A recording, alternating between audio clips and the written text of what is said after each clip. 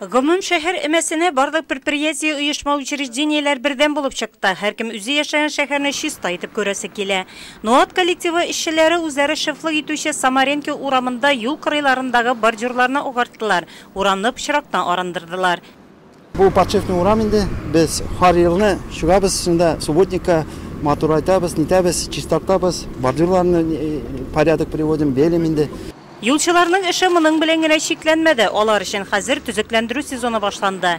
Өмә көнендә Совет урамында бер төркем эшчеләр юллардагы чокырларны ямау белән мәшгуль булды.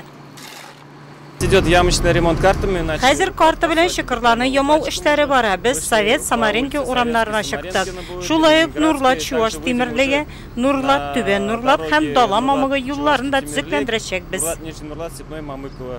Гомум шәһәр өмәсендә зиратларны чистарту буенча да күләмле эшләр башкарылды.